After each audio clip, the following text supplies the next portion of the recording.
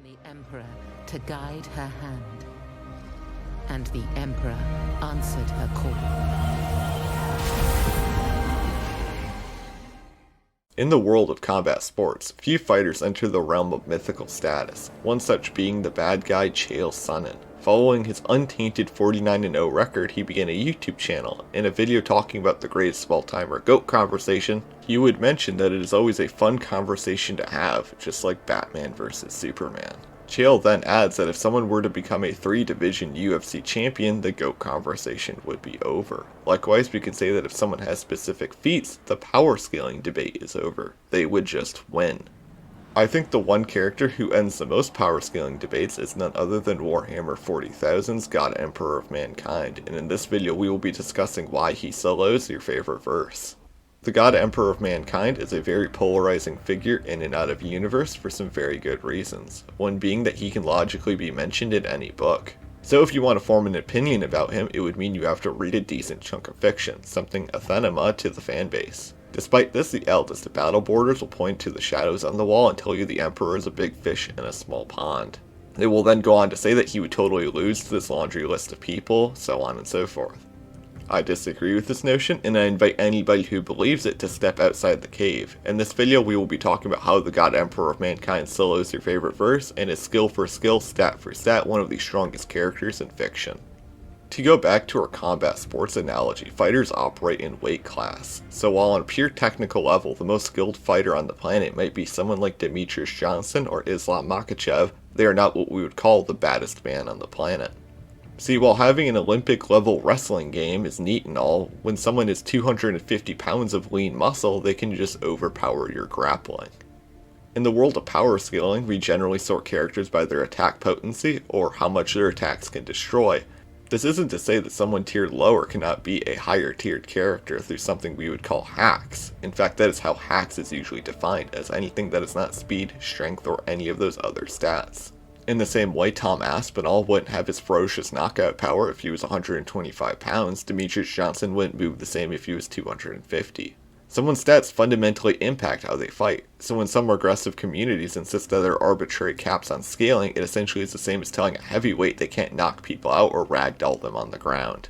This is where the Emperor comes into play. See, in 40k all psychic powers come from the Warp or some sub-realm thereof, the Emperor being the strongest human psyker and one of the smartest beings in the verse, according to Warhammer Conquest, should logically be able to use any Imperial psychic power. As I'm sure you can imagine, this results in a Bible of hacks the Master of Mankind can use, drawing from hundreds of books, with the majority of them being RPG books that describe in great detail just what he can do.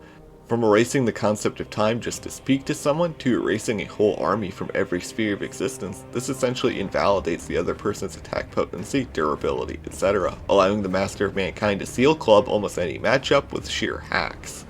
So if he is fighting, say, Emperor Palpatine, a very topical matchup for my ideal upload date of May the 4th, I wouldn't argue he bludgeons the Sith Lord to death, but rather he would do something more elaborate, like mind control all the midichlorians in its body, like the Dark Kraken librarians can do, according to White Dwarf 466, or he could just steal the Force from Palpatine like he stole power from Horus in the End in the Death Volume 3. Now sure, you have a ton of hacks, but what if you can't get them off in time? Well, luckily the Emperor has his Foresight.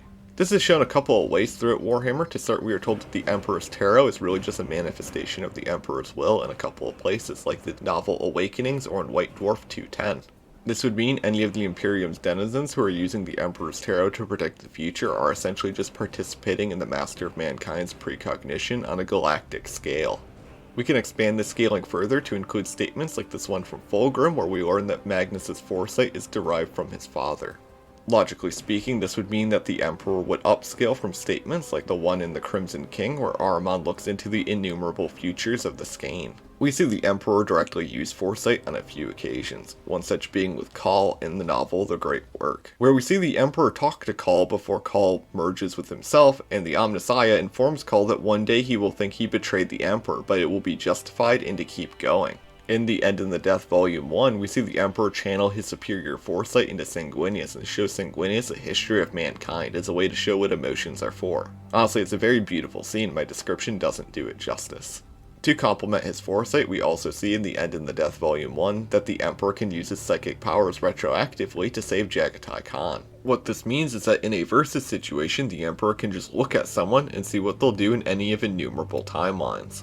And then in the worst case situation, he can just retroactively use psychic powers to defeat the person in whatever verbose way your mind comes up with first. As a reminder, this video is about why he solos. You're free to pick out your own favorite win conditions. Of course, this presupposes that the Emperor could survive to cast an ability, but luckily he is a Perpetual. This allows him to regenerate from all sorts of grievous wounds, like having every cell in your body turn to fire, like we see happen with Vulcan in Echoes of Eternity. Although physical wounds are far from the only thing the Emperor has resisted. See, it's stated that Primarchs fight on all levels in 1000 Suns, and in 9th edition Chaos Demons we are told that the clashes of demons transcend the bounds of reality. What this ends up meaning is that the Emperor isn't just physically resistant, but his mind and soul should also be resistant to the same degree.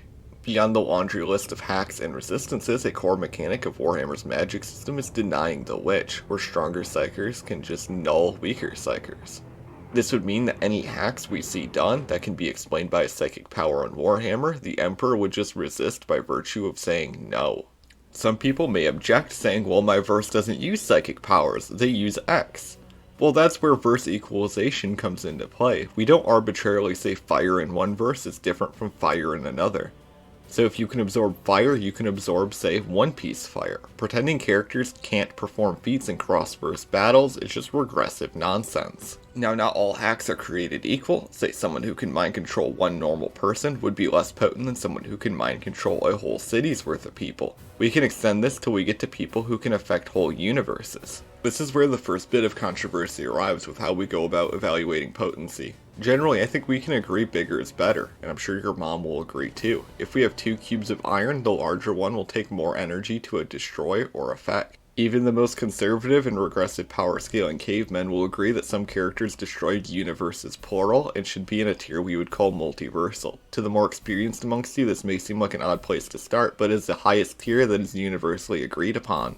Some people will object to multiversal, saying the universe is everything and you can't be beyond it. However, this is something that is not only contradicted by the existence of a multiverse in fiction as a concept, but something that is shown to be wrong in Warhammer itself. In False Gods, while Horus is in the warp, he tries to say that nothing can be beyond the universe in regards to the warp. Horus almost instantly realizes he is wrong, and by the time we get another mention of the universe from him again in Wolvesbane, he talks about how the Chaos Gods have devoured multiple. The warp's tiering is relevant here, because not only do all psychic powers come from the warp, minds and souls also exist there too. The Chaos Gods, who the Emperor scales to, essentially are the warp, so whatever tier we place the warp at, the Master of Mankind's hacks should also scale. Aside from the previously refuted erroneous notion that nothing can be beyond universal, I think multiversal is the lowest possible tier you can place the warp at. Any attempts to place it lower end up being cope and contradicted by numerous sources. Mind you, I think calling it only multiversal is also wrong, but we will get into that momentarily. A good place to start would be Adeptus Titanicus, like the old one that spawned the Horus Heresy as a concept. In this we are told that warp missiles that miss could end up in any of a million universes. In 3rd edition Warhammer Fantasy, we are told that the Slan gained access to the warp, which connected to all points in the universe and showed the Slan undreamt concepts of the multiverse. In Devastation of Baal, we see that Kabanda interacts with infinite interwoven universes while manifesting to the Materium, and in The End and the Death, we see Malkator getting shredded by razor-edged realities.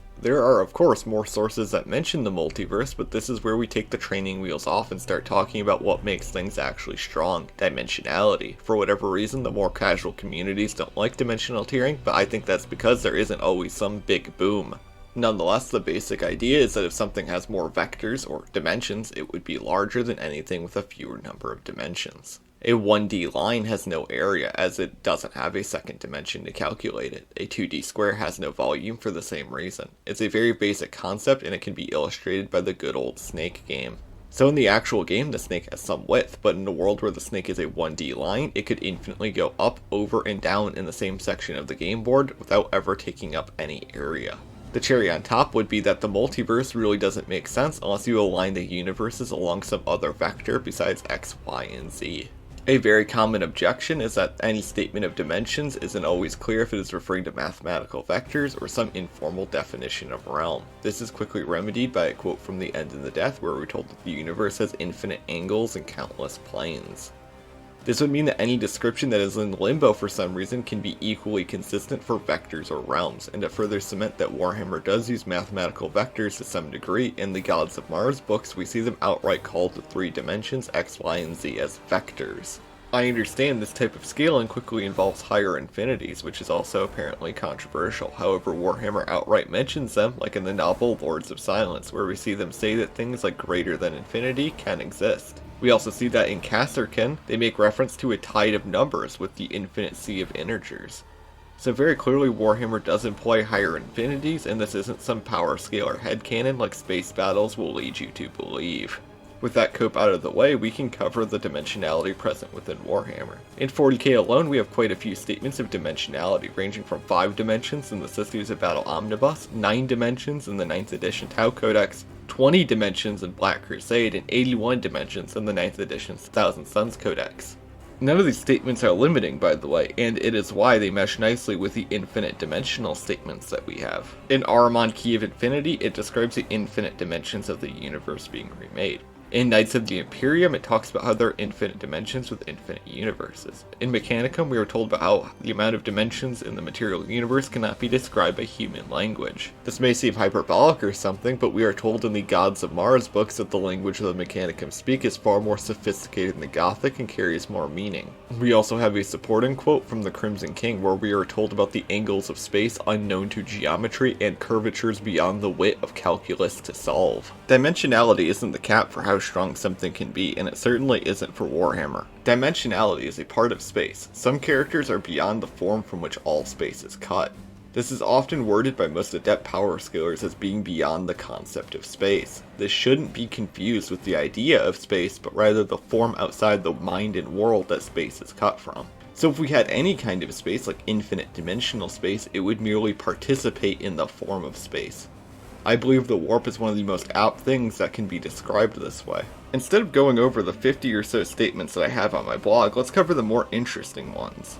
In the Book of Martyrs, we are flat out told that the warp transcends the material universe. This is also repeated in Eye of Medusa, where we are told that the warp transcends time and dimensions. Coupled with the numerous statements that the warp is larger than the material universe, like in Rites of Passage, would mean that the warp would be larger than anything in real space. In Ahriman Undying, we are told about this place called the Key of Infinity that contains every combination of time and space. This is relevant because we are showing the warp is superior to all of dimensionality, as the warp is already beyond our numerous infinite dimensional statements, but also all combinations of time and space. In Sea of Souls, we are told that the warp is beyond any extension of dimension, making any attempts to cope with higher infinities of dimension null and void. In the Horus Heresy Black Rulebook, Malevolence, we are told that the warp is transvectic, or beyond vectors. It doesn't get more explicit than that, but there are a few more fun ones I'd like to cover. Magnus states in A Thousand Suns that the warp had no dimensions, save for the ones he chose to impose on it. And in Crusaders of Dorn, we see that the warp is ruled out because higher dimensions can explain what is going on in that story. These, along with the many others I have collected, would put the warp at a tier many would call Outerversal. I know this name may be contentious, but it is just shorthand for what is conveyed by those quotes. If we ran a check of the verses and or characters people parade around that supposedly beat the Emperor, only a handful would even have this level of scaling. However, this isn't where the warp caps, and to those who have seen my Deep Warp video, this won't be a shock. The warp is stated to be composed of layered infinities in Dark Imperium. It is then stated to have infinite layers in Eye of Terror. And as we see in a few sources, like Magnus the Red Primarch's novella, Magnus goes from requesting an infinite dimensional sextant to help navigate the warp, to then seeing dimensions fade away entirely when he dips his head below the surface. This same gap is also shown in the Gods of Mars book, where we see someone experience an infinite dimensional realm of thought, only to then dive deeper and have dimensions fade away. In Archaon Lord of Chaos, it is called a boundless sea within a sea, as deep as it is wide. Like the previous arguments, there are more pieces of evidence for this, but to keep it brief, this would be a tier some would call Extraversal. This is where Outerversal, or being beyond dimensionality, is at 1, looking at that previous thing like it is dimensioned in comparison is a 2, and then Extraversal is an infinity on this scale. Those verses I mentioned earlier that people think beat the Emperor, well, I highly doubt any of them are this strong, and so they would just get erased like any random demon. I will say that I don't think the Emperor is unbeatable, far from it. However, I think of the characters that share his level of attack potency, he beats most, if not all of them. The people who beat the Emperor in general are, for one, outside of his attack potency tier, and are just cosmological beat sticks whose metaphysical nature would bore 90% of the people watching this video to tears, and the result being they are too big to affect. It's why I said stat for stat at the beginning of this video. If we say the Emperor has multiversal AP as the bare minimum based on the Malkador and Kabanda statements mentioned earlier, and then we keep his hacks scaling to the warp, I don't think there is a single multiversal character who can actually beat him. This debate has very clearly moved out of the wheelhouse of your common battle border with the topics of metaphysics and cosmology. This is because your typical space battles denizen has a third level of ignorance in regards to most of power scaling. These levels of ignorance come from an article from 2000 by Philip Armour, and he puts forth the idea of the 5 levels of ignorance. The 0th level, lack of ignorance, is that you know something.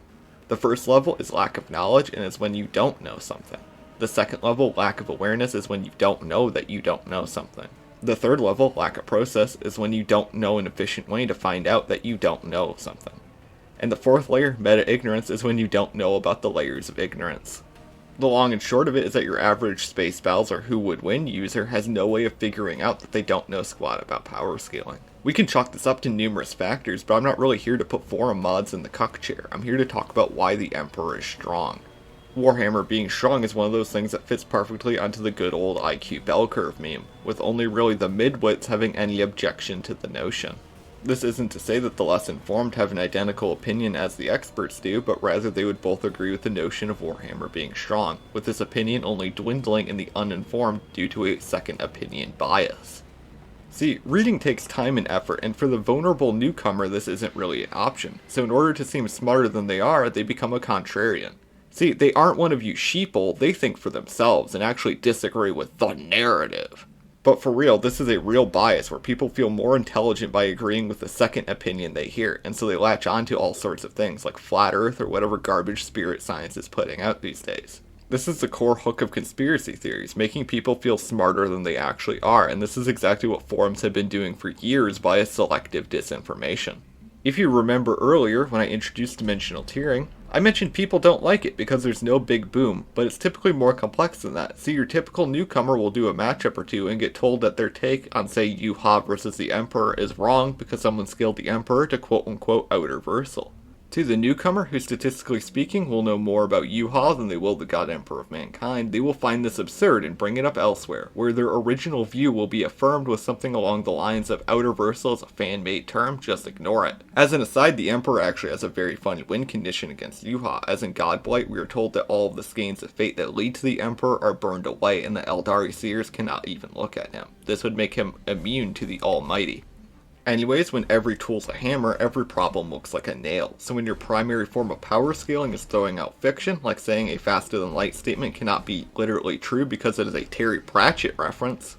While I can't speak for everyone, I can say that the people in the communities I learned about power scaling in generally want to explain the work in the most consistent way possible, with the ideas of outliers and retcons being last resorts when all else fails. In places like Who Would Win, they are commonplace because they don't actually want you to explain the work. They want you to come back and argue. See, it's not really that they don't want you to think anyone can be faster than light, but rather it gives their forms more views if they act skeptical of anything being faster than light. As you may have noticed, I specifically left speed out of the scaling earlier. This is because, in part, I don't think it is what makes the Emperor strong. As weird as it sounds, the Emperor is a hacks monster, not a speedster. And speed isn't really relevant to the matchups people put him in. Despite this, he does have some pretty good speed feats he can scale to, like the Spirit of Sanguinius feat from the Blood Angels Omnibus that's massively faster than light, or Mephiston stepping into another plane of time to fight some demonettes in Darkness and the Blood. The cherry on top for speed is that the entirety of the End in the Death, where time is stopped to the point that normal warp-based precognition no longer works, and despite this the Emperor is able to move and fight. Needless to say, you can peg the Emperor anywhere from massively faster than light to what we would call irrelevant speed, dealer's choice. In conclusion, I think the Emperor is one of the most overpowered characters in fiction. As I have already said, I don't think he is unbeatable, but I also don't agree with the window lickers who think he would lose to Sailor Moon. Like, let's be real for a moment. Go back and listen to where I describe how large the warp is with its infinite layers where each layer dwarfs the last, and think to yourself, is there anything in Sailor Moon of all series that is even remotely this big? No, there isn't. Anyways guys, this has been a video I've been meaning to make for a while. I hope you all enjoyed it. I've worked on a detailed power scaling video for the Emperor in the past and was hoping this would serve as a companion piece, more of a why than a how. If at any point you find yourself still disagreeing with me, feel free and reach out. I'd love to talk to you on Discord. And with the conclusion out of the way, I will see you all in the next video.